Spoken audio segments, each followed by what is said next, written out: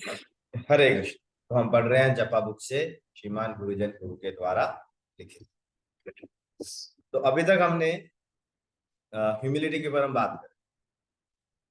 O, meeting will end in 10 minutes. शायद ये पहले स्टार्ट कर। तो अभी तक हम क्या बात करते हैं? ह्यूमिलिटी के ऊपर बात है ना। अभी हम आगे बढ़ रहे हैं। जो हमारा जो तीसरा शिष्टाष्टकम वर्ष है, ऋणादपि सुनीचे न तरोरपि सहिष्णुना अम्मानिना मानदेना कीर्तनिया सदा हरि। अब नेक्स्ट, पहले हमने क्या चर्चा की? घास के तिनके से भी जैसे हम घास के तिनके से हम क्या सीखते हैं? दीनता, विनम्रता सीखते हैं। अब सहनशीलता हम कैसे सीखते? क्या बता रहे हैं? घास के गुणों के विषय में विवरण देने के पश्चात जितने महाप्रभु वृक्ष के महान गुणों की ओर रुख करते। जब कोई वृक्ष को काटने के लिए आता है तो वृक्ष शिकायत नहीं करता। यहाँ तक कि जब वृक्ष जल की कमी के कारण सूख कर मर भी रहा होता है, तब भी वह चीत्कार नहीं करता। जब गर्मी होती है तब वह वृक्ष उसे काटने वाले को भी छाया प्रदान करता है। वृक्ष बड़ी ही उदारता से फल भेंट करते हैं, जहां तक कि उन्हें भी जिन्होंने उनके जल के द्वारा कभी सिंचाई नहीं।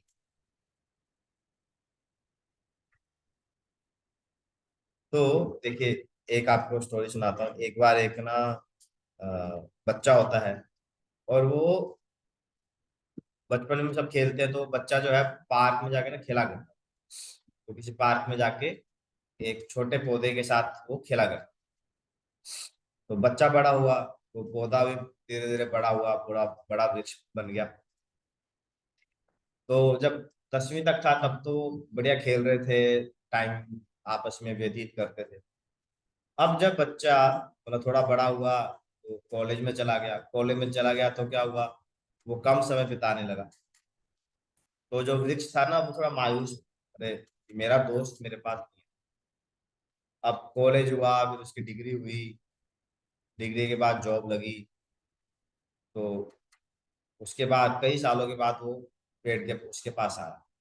जब उसके पास आया, तो जो पेड़ था वो बड़ा खुश हुआ, देखिए अरे तुम आए हो मेरे पास। पर वो बड़ा उदास हुआ। वो बोला, अरे मेरी गर्लफ्रेंड है, और मैं उसको कैसे अ, करूं?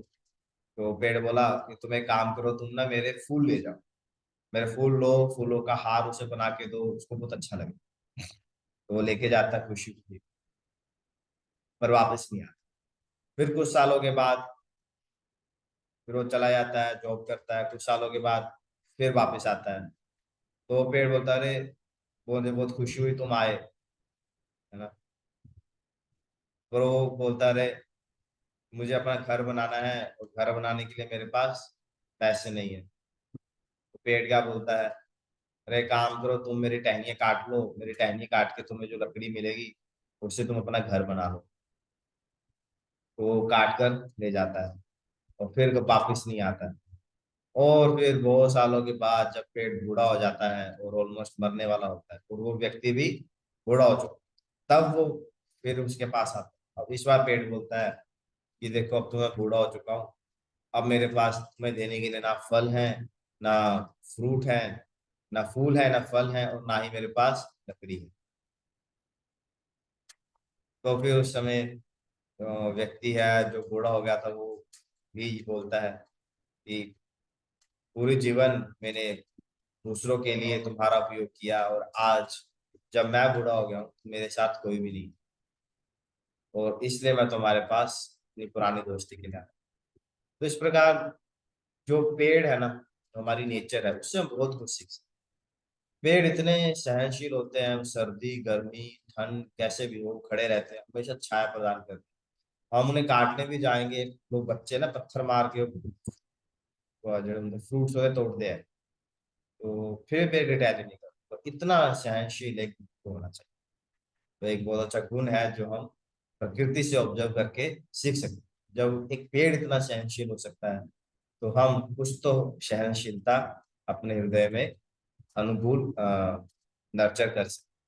कोई हमें कुछ कह दे, कुछ सुना दे, या कुछ हमारा आदर सम्मान ना करे, या नीचे से ठेस पहुंचे, तो सहन कर, है ना, हर छोटी छोटी बात पे झगड़े। और आज एक बहुत ही विशेष दिन है। आज शिला हमारे बहुत महान आचार्य शिला भक्ति विनोद ठाकुर जी का क्या है, आविर्भाव दिवस। जैसे जन्माष्टमी भगवान का बर्थडे है, ये इनका बर्थडे। तो शिला भक्ति विनोद ठाकुर कौन है? शिला भक्ति विनोद ठाकुर कोई वो छोटी पर्सनैलिटी नहीं है। ये हमारे आचार्य वैष्णवों में शिरोमणि, वृंदावन के छठ गोस्वामी होते हैं, सप्तम सेवंथ गोस्वामी। और ये कृष्ण भावनामृत का आंदोलन है, जो प्रचार है, ये इन्होंने ही शुरू किया था। महाप्रभु ने शुरू किया, महाप्रभु से आगे में थोड़ा सा बीच में गैप आ गया था। तीनों ठाकुर वन जिन्होंने इसको शुरू किया, वैष्णवों को समाज में मान्यता प्रदान। जब वो समय थे 500 साल पहले की बात है, ऑलमोस्ट 1838, 1838, ठीक है, 1838 में इनका जन्म हुआ। और 1914 में इन्होंने अपना शिर छुआ। उस समय जो हमारा वैष्णव समाज था, उसको बड़ी ही लो, मतलब नीची नजरों से देखा जाता है ना। कोई बहुत अच्छी जगह, जैसे आज हम जाते हैं किसी के घर में, है ना, धोती कुर्ता पहनकर तिलक लगाकर, तो लोग बड़ा मान सम्मान से हमारा स्वागत करते हैं, है ना। वैष्णव का एक क्या है ना, स्टैंडर्ड है सोसाइटी। लोगों को पर लगता है कि हाँ वैष्णव है मतलब कोई तो अच्छा व्यक्ति आया है। उस समय ऐसा नहीं था। उस समय वैष्णव को बहुत ही नीच नजरों से देखा जाता था।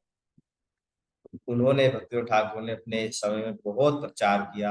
नाम हट, जैसे आज हम मंदिर खोलते हैं, उन्होंने अपने समय में नाम हट बोले, शॉप्स ऑफ हॉलीडे। और ढेरों ढेरों भजन इन्होंने गाया। हम ज्यादातर जो भी आप भजन हमारे प्रोग्राम में आप सुनेंगे, वो उसमें से बोलो 60% जो भजन है वो भक्ति ठाकुर के ही लिखे। मोस्टली जो भजन है भक्ति ठाकुर और नरोत्तम दास ठाकुर के ही, मैक्सिमम 90% जो भी आप सुनते हैं। उन्होंने अनेकों भजन लिखे। और हमारे जो वैष्णव हैं उनको समाज में एक मान्यता प्रदान। हालांकि इतनी तीनों ठाकुर के बारे में हम 2-4 घंटे तक का लंबा लेक्चर दे सकते हैं, क्योंकि 1-2 मिनट में उनके बारे में बताना असंभव है। क्योंकि उनकी इतनी महान उनके दिव्य गुण है, और उनका उनके चरित्र से हम बहुत कुछ।